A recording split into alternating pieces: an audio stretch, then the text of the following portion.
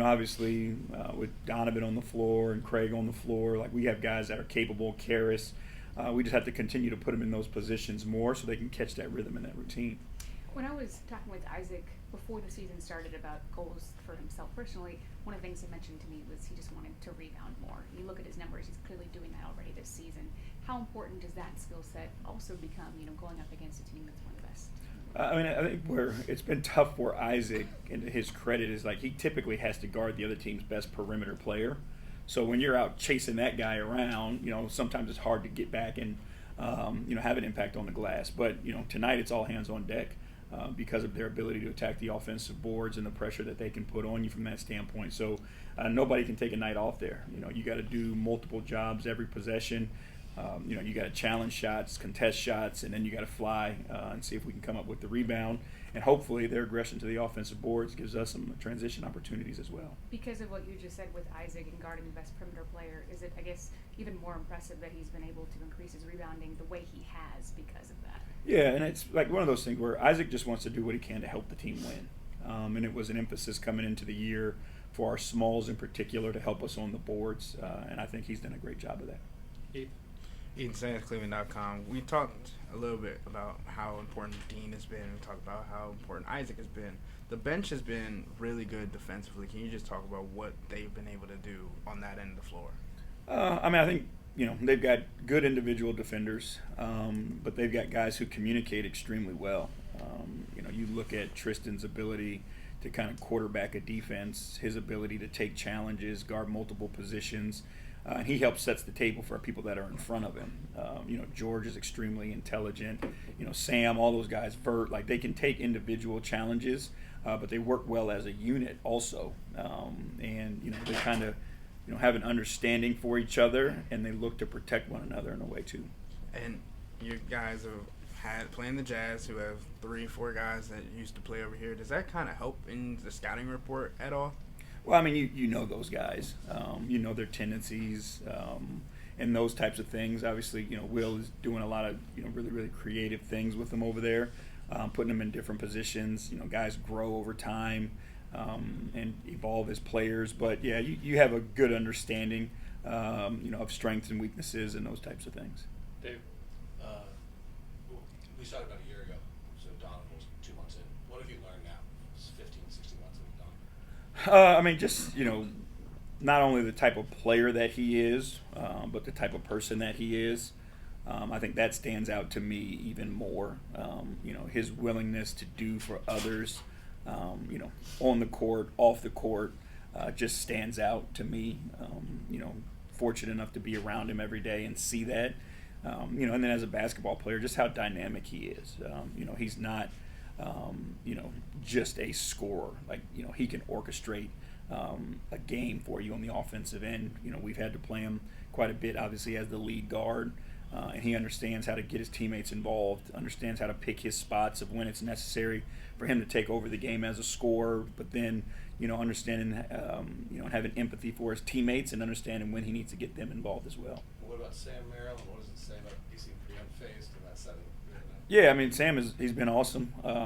His preparation, you watch him every single day, and he just puts the work in. He's relentless from that standpoint, and he trains at such a speed and so hard that it's not more difficult in the game than it is in his workouts. So he just trusts his training and goes out there, and he knows the work that he's put in, and he has the ability to create space and get that shot off. Is George Niang still the best teammate in the world? George is still the best teammate in the world. Yeah.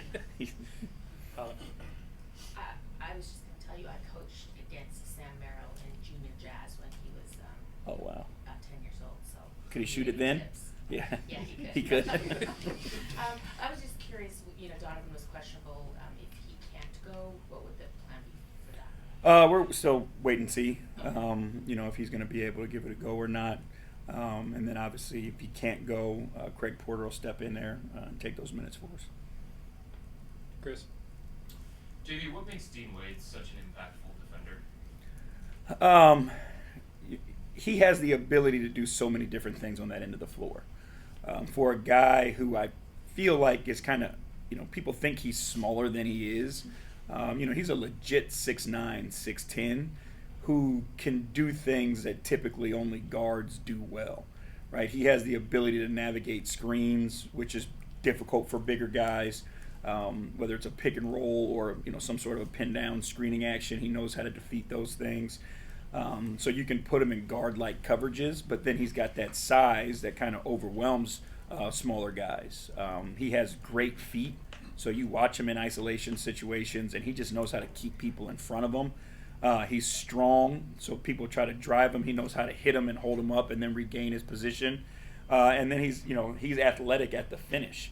He can get off his feet. He can go from a slide to vertical quickly, so he challenges shots and make it extremely difficult.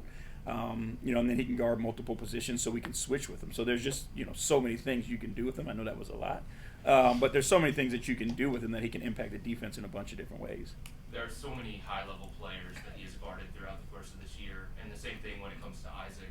When it comes to those types of matchups against the premier perimeter players, how do you determine if it's going to be Dean or if it's going to be Isaac that gets that matchup? Size goes into it at some point, but then also understanding how those guys are used. Isaac is elite at getting through screens, and getting back in front. We haven't seen as many people, as Isaac, who can just keep his guy between him and the basket. You know what I mean? Like, very rarely do you see a guy get around Isaac. Most shots that are taken are over the top and heavily contested. So, the offensive's skill set and tendencies dictates kind of where we put those two guys. Thank you. Spencer Davis, Kevin Steiner. With respect to Colin, he hasn't played a game in this building since November 3rd, 2021. That's more than 2 years.